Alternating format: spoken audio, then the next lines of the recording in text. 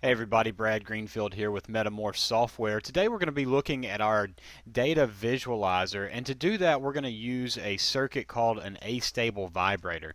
Now, as you may or may not know, astable vibrator, basically what we have going on there is two transistors alternating and turning on and off. So when we look at our data visualizer, we're actually going to be plotting those two signals and taking a look at the options that we have in our visualizer tool.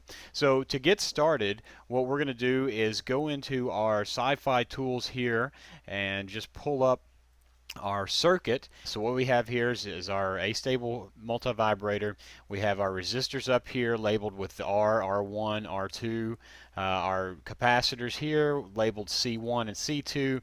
Our transistors Q1 and Q2, and then wrapping up with the ground here. So when we're ready to run this, we're going to go into our test bench folder and click on Spice Test Bench. Give it a double click there to get it to show up, and we can see here we have our circuit. Now if I wanted to take a look at this component here that's in the test bench, I can double click it and it's just going to take me back to that circuit schematic that we looked at to begin. So go back into Spice. When we're ready to run this, I'm going to go up into the toolbar, up into the ribbon up here, and I'm going to select the Sci-Fi Master Interpreter option. And when I select that, we're going to make sure that I have Post to Meta Job Manager checked, and then I will click OK, and we can see it start to do its calculations. And I'll drag these windows here into view so you can see what I'm seeing here. Okay, after some time you will get you may get the visualizer to appear just as I have it here. However, I want to point out, if you don't get if the visualizer doesn't automatically appear for you, you can go into the Job Manager, right click on your item here, and select the first option there, Show and Explore. When we do that, we get a File Explorer window to show up, and then launch Spice Viewer .bat. If I double click that, that's going to launch my visualizer, so I could start plotting the different signals and stuff. But the visualizer in this situation launched automatically for me, so I'm not going to do that. So let me pull back up our visualizer here. Okay, so the first thing that we want to take a look at is over here on the left-hand side. We have our signals from the Spice test bench, and then we have our component signals. So as you'll recall, the C1, C2, those were my capacitors, Q1, and then the Q2. You can see I have the 3 pins on those transistors, the base, the emitter, and the collector, and I have 2 of those going on. And then the R1, R2, those were all of my resistors. Okay, so over here we have a plot area, and right now I just have the supply voltage being plotted. So I'll click on the Clear All Plot Signals, and I'm just going to select that supply voltage again just to get it to show up there for you. So a couple things we have going on here. Right now the supply voltage that we selected was 5. And then our test is actually running out 10 seconds. So we've got our supply voltage here on the y-axis, and then our time on the x-axis. So before we start plotting any of our signals, I want to go over a couple of things here with the plot area. If my mouse is actually hovering over the y-axis as it is right now, if I do a left click and drag up and down, then I'm simply going to move the view of that y-axis. I'm not scaling. I'm just really moving the view or what's in the view in the plot area up and down. Same thing if I scale. If I mouse over the x-axis, I left click and hold and move left to right, then I'm not really scaling that axis. I'm just moving what's being viewed in the plot area. Now if I mouse over the y-axis, do a right click and drag down, then you can see that I can drag up or down. You can see that I'm starting to scale here on this y-axis. So as I'm dragging it down, I'm bringing more of the y-axis into view, and then I can scale it as I drag up. You can see that I'm increasing the decimal places there on the number, getting a more intricate view. And the same thing if I go here to the x-axis and do a right click and hold, you can see the same thing start to happen there. Now if I'm mousing over the axes like I just showed you, I'm only going to be able to scale or move the axis independent. However, if I have my mouse in the actual plot area and I do a left click and move it either left or right or up and down, you can see that I can actually move the plot area all around. Now the same thing if I do a right click and hold. If I right click and hold, then you can see I can start to scale on the X and Y axis at exactly the same time. So that will come in handy as you start looking through or start using this for more of your circuits to test. So now let's just start plotting some items. So right now we have the supply voltage in the plot area that we can see. Let me scale this down just a little bit here so we can see there it's setting right at 5, which is what I expect.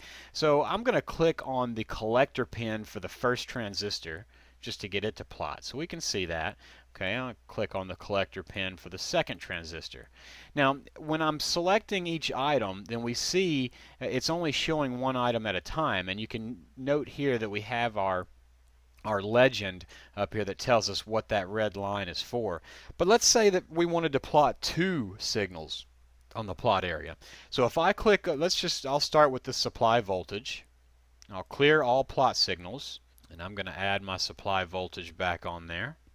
So we got 5. Now let's say that I want to add the collector pin signal from the first transistor. So what I'll do is I'll come over here and say select signal to yellow, and what that's going to do is the second signal that I tell the visualizer to plot, it's actually going to put it on that plot area in yellow. So if I select the Q1 collector pin, now we're going to see that in yellow. And I could add a third one if I wanted to. So if I select the signal 3 green, it's going to make that third signal. So now I'm going to add the collector pin from the second transistor, and that's going to show up in green. So we can see how we're starting to alternate there.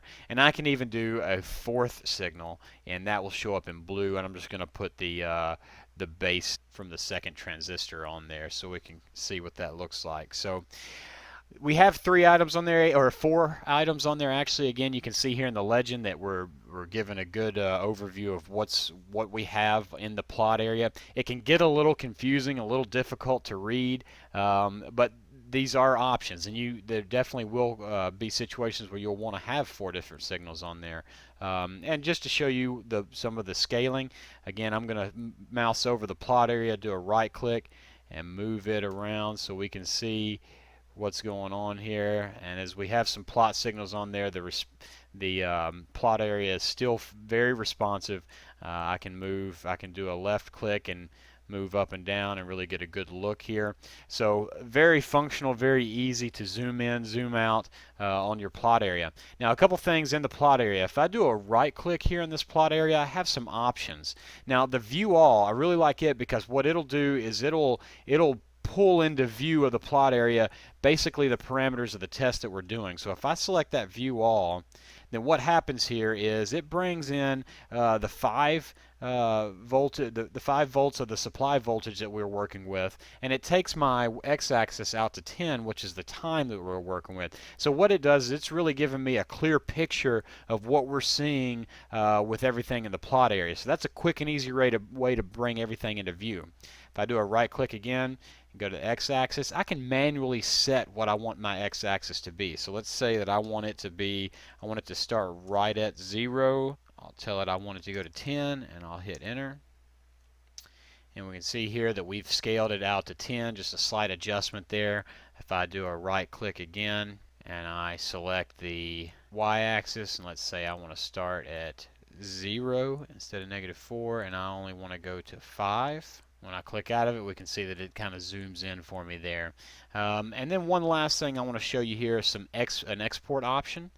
So if I click on the export option, I've got a couple of things that I can do here. I could export this into a comma separated value plot data, but the thing that I really want to point out here is I can export this plot area into a vector image or a more traditional PNG, GIF, JPEG, whatever. If I was giving a presentation, maybe needed to share some information about the plot area, whatever the case may be, I can do that easily from right here just by right clicking in the plot area and getting an image that I could put in a presentation email to somebody or share very easily.